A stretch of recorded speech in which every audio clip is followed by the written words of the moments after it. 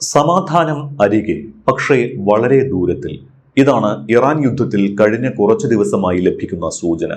യുദ്ധം തുടങ്ങിയത് ഇറാന്റെ ആണവശേഷിയും മിസൈൽ പ്രഹരശേഷിയും കാരണമാണ് എങ്കിലും അത് എത്തി നിൽക്കുന്നത് ഹോർമൂസ് കടലിടുക്ക് വിഷയത്തിലാണ്. ഇത് വീണ്ടും ഹോർമൂസിൽ തട്ടി ഇറാൻ US സമാധാന ചർച്ചകൾക്ക് മേൽ കരിനിഴൽ വീഴുകയാണ്. രണ്ട് ഇറാനിയൻ എണ്ണക്കപ്പലുകൾ ഹോർമൂസ് കടലിടുക്കിൽ വെച്ച് അമേരിക്കൻ വ്യോമസേന വെടിവെച്ച് തകർത്തതായുള്ള വാർത്ത പുറത്തു വന്നത് ആശങ്കയോടെയാണ് അന്താരാഷ്ട്ര വിദഗ്ധർ നോക്കിക്കാണുന്നത്. അമേരിക്കയുടേത് വെടിനിർത്തൽ കരാറിന്റെ ലംഘനമാണ് എന്നും സമാധാന ചർച്ചകൾ ടേബിളിൽ ഉള്ളപ്പോൾ ഇത്തരം നടപടിയുമായി അമേരിക്ക സാഹസം കാണിക്കുന്നത് അംഗീകരിക്കാനാകില്ല എന്നും ഇറാൻ വ്യക്തമാക്കിയിട്ടുണ്ട്. ഇത് സമാധാന ചർച്ചകളെ ദോഷകരമായി ബാധിക്കുമോ എന്ന ആശങ്കയും ഉയർന്നിട്ടുണ്ട്. സ്വതവേ ദുർബലമായ നിലവിലുള്ള വെടിനിർത്തൽ കരാറിനെയും ആഗോള ഊർജ്ജ സുരക്ഷയെ തന്നെയും അമേരിക്കയുടെ ഈ സൈനിക നടപടി ദോഷകരമായി ബാധിക്കുമെന്നാണ് പലരും വിലയിരുത്തുന്നത്. അപ്പോഴും പക്ഷേ US പ്രസിഡന്റ് ഡൊണാൾഡ് ട്രംപ് തികഞ്ഞ ആത്മവിശ്വാസത്തിലാണ്. വെടിനിർത്തൽ കരാറിന് ഒന്നും സംഭവിച്ചിട്ടില്ല എന്നും കരാർ നിലവിലുണ്ട് എന്നും സമാധാന ചർച്ചകൾ നടക്കും എന്നുമാണ് ട്രംപ് പറയുന്നത്. അതിനിടയിൽ മറ്റൊരു അസാധാരണ നടപടിയുമായി ഇറാൻ സ്വന്തം ക്രൂഡ് ഓയിൽ കപ്പൽ പിടിച്ചെടുത്തതായും വാർത്തകളുണ്ട്. എന്താണ് ഇത്തരമൊരു നടപടിക്ക് അവരെ പ്രേരിപ്പിച്ചത് എന്ന് ഇറാൻ ഇതുവരെ വ്യക്തമാക്കിയിട്ടുമില്ല. US നാവിക ഉപരോധം ഇറാനിയൻ തുറമുഖങ്ങളിൽ നിലനിൽക്കുമ്പോൾ ഇറാനെ ഈ അസാധാരണ നടപടിക്ക് പ്രേരിപ്പിച്ചത് എന്താകുമെന്നാണ് അന്താരാഷ്ട്ര വിദഗ്ധർ ആലോചിക്കുന്നത്. ഹോർമൂസ് കടലിടുക്കിലെ ഇറാനിയൻ ഉപരോധവും ഇറാനിയൻ തുറമുഖങ്ങൾക്ക് നേരെയുള്ള US നാവിക ഉപരോധവും തുടരുന്നതിനിടയിലാണ് ഇന്നലെ അപ്രതീക്ഷിതമായി രണ്ട് ഇറാനിയൻ എണ്ണ ടാങ്കറുകൾ അമേരിക്ക വെടിവെച്ച് തകർത്തത്. ഇറാനിയൻ സൈന്യമായുള്ള വെടിവെപ്പിന് പിന്നാലെയായിരുന്നു അമേരിക്കയുടെ നാടകീയമായ സൈനിക നീക്കം. ആക്രമണത്തിന്റെ വീഡിയോയും US സൈന്യം പുറത്തുവിട്ടിട്ടുണ്ട്. USന്റെ നാവിക ഉപരോധം ലംഘിക്കാൻ ശ്രമിച്ചതിനാലാണ് രണ്ട് കപ്പലുകളെ ആക്രമിച്ച് നശിപ്പിച്ചത് എന്നാണ് US സേന നിരത്തിയിരിക്കുന്ന ന്യായീകരണം. തങ്ങളുടെ നാവിക കപ്പലുകളെ ആക്രമിക്കാൻ ഇറാൻ ശ്രമിച്ചപ്പോൾ പ്രതിരോധിക്കുകയായിരുന്നുവെന്നാണ് അമേരിക്കയുടെ ന്യായീകരണം. ഒരാഴ്ചക്കിടെ മൂന്നാമത്തെ കപ്പലാണ് ഇത്തരത്തിൽ ഇറാന്റേതായി ആക്രമിച്ച് നിർവീര്യമാക്കുന്നത്. ഇത് അമേരിക്കയുടെ സമ്മർദ്ദ തന്ത്രങ്ങളുടെ ഭാഗമായി വിലയിരുത്തപ്പെടുന്നുമുണ്ട്. ഇറാനെ സാമ്പത്തികമായി ഞെരുക്കുക എന്ന ലക്ഷ്യം എണ്ണ ടാങ്കറുകൾ ആക്രമിക്കുന്നതിൽ അമേരിക്കയ്ക്കുണ്ട്. അതുവഴി മറ്റു ഉപാധികളൊന്നും മുന്നോട്ട് വെപ്പിക്കാതെ ഇറാനെ സമാധാന ചർച്ചകളുടെ ടേബിളിൽ എത്തിക്കാമെന്ന് US കണക്കുകൂട്ടുന്നു. ഇതിനിടയിലാണ് ക്രൂഡ് ഓയിൽ കയറ്റിയ സ്വന്തം എണ്ണ ടാങ്കർ ഇറാൻ തന്നെ പിടിച്ചെടുത്തത് വലിയ ആകാംക്ഷ ജനിപ്പിക്കുന്നത്. ഒമാൻ കടലിടുക്കിൽ വെച്ച് ഓഷ്യൻ കോയ് എന്ന കപ്പലാണ് ഇറാൻ സേന പിടിച്ചെടുത്തത്. ഇറാനിയൻ മാധ്യമങ്ങൾ തന്നെയാണ് ഈ ഒരു വാർത്ത പുറത്തുവിട്ടിരിക്കുന്നത്. അമേരിക്കൻ നാവികസേനയുടെ കണ്ണുവെട്ടിച്ച് എണ്ണ കടത്തുന്ന ഇറാന്റെ ഷാഡോ ഫ്ലീറ്റിന്റെ ഭാഗമായ കപ്പൽ തന്നെ പിടിച്ചെടുത്തുള്ള ഈ അസാധാരണ നീക്കം എന്തിനു വേണ്ടിയാണ് എന്ന് മനസ്സിലായിട്ടില്ല. ഇക്കാര്യത്തിൽ ഒരു വ്യക്തത വരുത്താൻ ഇറാനും തയ്യാറല്ല. US നാവിക ഉപരോധം ഇറാന്റെ എണ്ണ കയറ്റുമതി ശേഷിയെ ബാധിച്ചതിന്റെ തെളിവായാണ് ഈ സംഭവത്തെ വിദേശകാര്യ വിദഗ്ധർ നോക്കിക്കാണുന്നത്. ഇതിനിടെ ഹോർമൂസ് കടലിടുക്കിലുണ്ടായ ആക്രമണത്തിൽ ഇന്ത്യക്കാരനായ കപ്പൽ ജീവനക്കാരൻ കൊല്ലപ്പെട്ടതായി ദുബായിലെ ഇന്ത്യൻ കോൺസുലേറ്റ് സ്ഥിരീകരിച്ചിട്ടുണ്ട്. മരിച്ചയാളുടെ പേര് വിവരങ്ങൾ പുറത്തുവിട്ടിട്ടില്ല.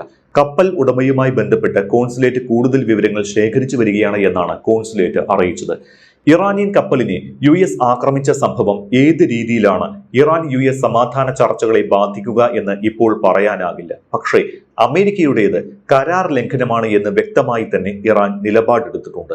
നയതന്ത്ര ചർച്ചകൾ മേശപ്പുറത്തുള്ളപ്പോൾ അമേരിക്ക സൈനിക സാഹസത്തിനാണ് മുതിരുന്നത് എന്നാണ് ഇതേക്കുറിച്ച് അബ്ബാസ് അരാക്ചി പറഞ്ഞത്. സാഹചര്യം വഷളാകുന്നുണ്ട് എങ്കിലും വെടിനിർത്തൽ കരാർ ഇപ്പോഴും നിലനിൽക്കുന്നുണ്ട് എന്ന് വലിയ ആത്മവിശ്വാസത്തോടെയാണ് ട്രംപ് അവകാശപ്പെടുന്നത്. ഇറാനെ സമ്മർദ്ദത്തിലാക്കി ഹോർമൂസ് തുറന്ന് ആണവ കരാറും ഒപ്പിടുവിച്ച് യുദ്ധവിരാമത്തിലേക്ക് എത്തിക്കാനാണ് അമേരിക്ക ലക്ഷ്യമിടുന്നത്. എന്നാൽ ആണവ നിർവ്യാപനം സംബന്ധിച്ച് ഇപ്പോൾ ചർച്ചയില്ല എന്നാണ് ഇറാന്റെ നിലപാട്. സൈനികമായ തിരിച്ചടികൾക്കിടയിലും ഇറാന്റെ ഭാഗത്ത് നിന്ന് നയതന്ത്ര പരിഹാരം തങ്ങൾ പ്രതീക്ഷിക്കുന്നുണ്ട് എന്ന് അമേരിക്കൻ സ്റ്റേറ്റ് സെക്രട്ടറി മാർക്കോ റൂബിയോയും വ്യക്തമാക്കിയിട്ടുണ്ട്. ഹോർമൂസിൽ കുടുങ്ങിക്കിടക്കുന്ന കപ്പലുകൾ മോചിപ്പിക്കുന്ന operation project freedom US president Donald Trump റദ്ദാക്കിയത് കൊണ്ട് മാത്രമാണ് ഇറാൻ വീണ്ടും ചർച്ചാ ടേബിളിലേക്ക് എത്താനിടയായത്. എന്നാൽ എത്രയും പെട്ടെന്ന് ഇറാൻ സമാധാന കരാർ ഒപ്പിടാൻ തയ്യാറായില്ല എങ്കിൽ ഓപ്പറേഷൻ പ്രോജക്ട് ഫ്രീഡം പുനരാരംഭിക്കുമെന്ന് ട്രംപ് വ്യക്തമാക്കിയിട്ടുമുണ്ട്. പ്രോജക്ട് ഫ്രീഡം പ്ലസ് എന്ന പേരിൽ വിപുലമായ സൈനിക നീക്കത്തിനാകും അപ്പോൾ അമേരിക്ക തയ്യാറാകുക. 14 നിർദ്ദേശങ്ങൾ ഇറാൻ അമേരിക്കയ്ക്ക് മുന്നിൽ വെക്കുകയും ചെയ്തിട്ടുണ്ട്. ഇറാനുമേലുള്ള പാശ്ചാത്യ സാമ്പത്തിക ഉപരോധം അവസാനിപ്പിക്കണം. ഒപ്പം ഇറാനും സഖ്യകക്ഷികൾക്കുമെതിരായ ആക്രമണങ്ങൾ എന്നേക്കുമായി നിർത്തിവെക്കണം. ഭാവിയിൽ ഒരു ആക്രമണം ഉണ്ടാകരുത്. ഹോർമൂസിന്റെ നിയന്ത്രണാധികാരം എന്നിവയാണ് ട്രംപിന് മുന്നിൽ ഇറാൻ മുന്നോട്ട് വെച്ചിട്ടുള്ള നിർദ്ദേശങ്ങൾ. പകരം 14 നിർദ്ദേശങ്ങൾ ട്രംപും സമർപ്പിച്ചു. ഇത് പ്രകാരം ആണവ സമ്പുഷ്ടീകരണ പ്രവർത്തനങ്ങൾ ഇറാൻ നിർത്തിവെക്കുകയാണ് എങ്കിൽ ഉപരോധങ്ങളിൽ ഇളവ് നൽകാനും മരവിപ്പിച്ച ശതകോടിക്കണക്കിന് ഡോളറിന്റെ ഇറാനിയൻ ഫണ്ടുകൾ വിട്ടുകൊടുക്കാനും അമേരിക്ക തയ്യാറാകുമെന്നാണ് സൂചന. പക്ഷേ ആദ്യം യുദ്ധം നിർത്തൂ, എന്നിട്ടാകാം ആണവ കരാർ എന്നാണ് ഇറാൻ പറയുന്നത്. ഇറാന്റെ പ്രധാന എണ്ണ കേന്ദ്രമായ ഗാർഗ് ദ്വീപിനടുത്തുള്ള കടലിൽ ഡസൻ കണക്കിന് ചതുരശ്ര കിലോമീറ്റർ വിസ്തൃതിയിൽ എണ്ണ ചോർച്ചയുണ്ടായതായുള്ള വാർത്തകൾ കൂടി ഇതിനിടയിൽ പുറത്തു വരുന്നുണ്ട്. ഉപഗ്രഹ ചിത്രങ്ങളിൽ നിന്നാണ് ചോർച്ച കണ്ടെത്തിയത്. 8 കിലോമീറ്റർ നീളമുള്ള ദ്വീപിന്റെ പടിഞ്ഞാറ് ഭാഗത്ത് ചാരനിറവും വെള്ളയും നിറത്തിലുള്ള ഭാഗമാണ് ചോർച്ചയായി പറയപ്പെടുന്നത്. മെയ് 6, 8 തീയതികളിൽ കോപ്പർനിക്കസിന്റെ സെന്റിനൽ-1, സെന്റിനൽ-2, സെന്റിനൽ-3 ഉപഗ്രഹങ്ങളിൽ നിന്നുള്ള ചിത്രങ്ങളാണ് ഇത് വ്യക്തമാക്കുന്നത്. വെളുത്ത ഭാഗം എണ്ണയുമായി ദൃശ്യപരമായി പൊരുത്തപ്പെടുന്നുണ്ട്. ഇത് ഏകദേശം 45 ചതുരശ്ര കിലോമീറ്റർ വിസ്തൃതിയിൽ വ്യാപിച്ചിട്ടുണ്ട്. 70 ദിവസം മുൻപ് ഇറാനെതിരായ US-ഇസ്രായേൽ യുദ്ധം ആരംഭിച്ചതിന് ശേഷം സംഭവിക്കുന്ന ഏറ്റവും വലിയ ചോർച്ചയാണ് ഇത്.